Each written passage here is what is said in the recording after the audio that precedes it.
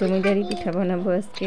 একটা পিঠা বানানোর পিছনে কতটা কষ্ট করতে হয়, এই জন্য শুরু থেকে একটু দেখানোর চেষ্টা করলাম কতটা কষ্ট করতে হয় একটা পিঠা বা যে কোনো জিনিস তৈরি করার পিছনে।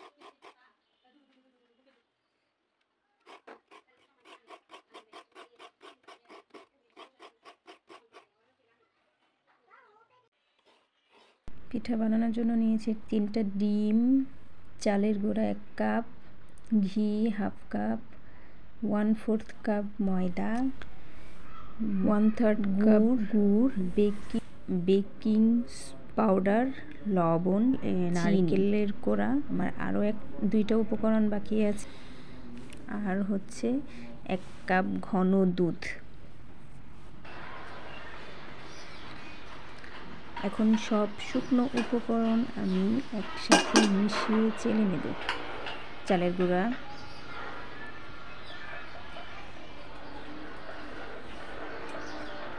ময়দা,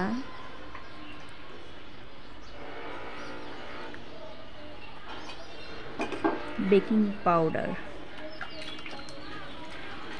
এটা এখন চেলে নেব। আমি 1 কেজি দুধকে 1/2 কেজিরও কম করে ঘন করে নিয়েছি। দিয়ে দিলাম 3টা ডিম, চিনি, গুড়। আপনাকে অবশ্যই গুড়ই ব্যবহার করতে হবে।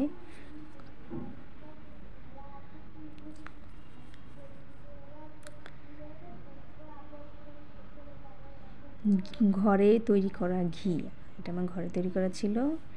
ঘিটা দিয়ে দিলাম।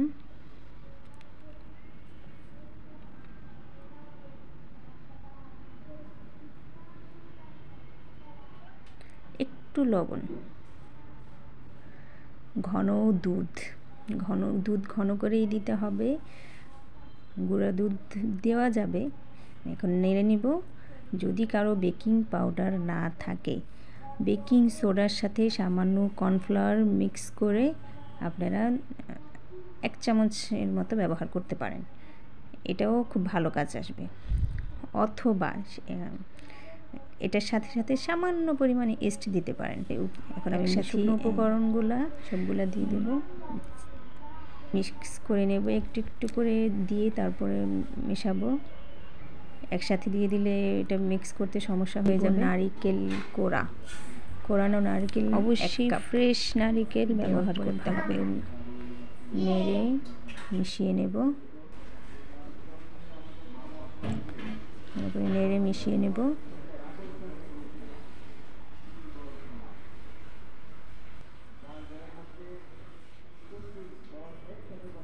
ভালোভাবে মেশানো হয়ে গেলে আমি একটা পুডিংয়ের পাত্রের মধ্যে একটু ঘি দিয়ে ভালোভাবে ঘিটা চারদিকে ছড়িয়ে দিয়ে হাত দিয়ে করলেই ভালো হবে, অথবা ব্রাশ দিয়েও করতে পারেন। আমার ব্রাশ নেই, এই জন্য আমি ব্রাশ দিয়ে করলাম না, হাত দিয়ে করলাম। তারপরে করে নিলাম। একটা কড়াইতে একটা কাপড় দিয়ে পানি দিয়ে ঢেকে দিলাম। এখন ঢাকনার মধ্যে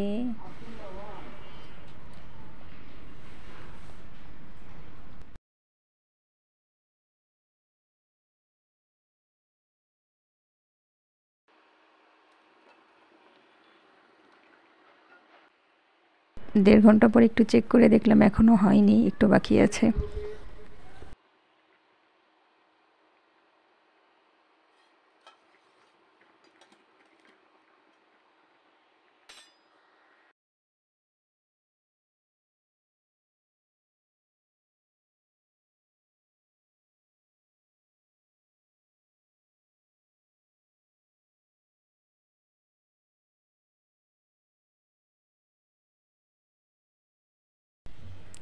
2 ঘন্টা পর।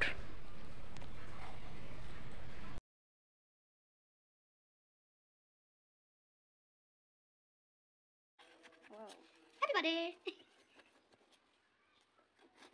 এইটা কেমন করে কাটতে হবে? সাইডটা আলগা করে দিতেছি।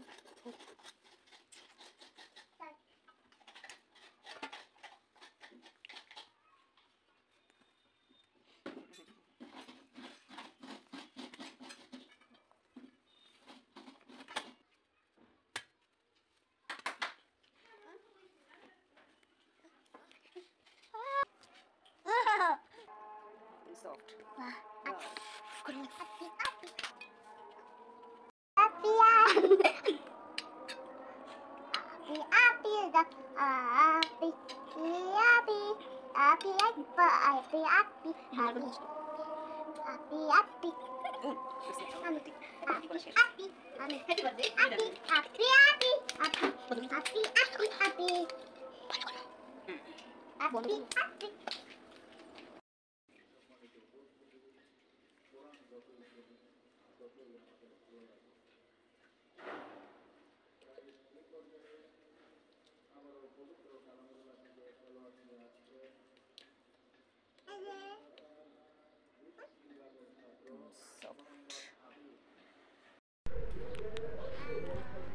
খুবই মজার ছিল। ভিডিওটি দেখার জন্য অসংখ্য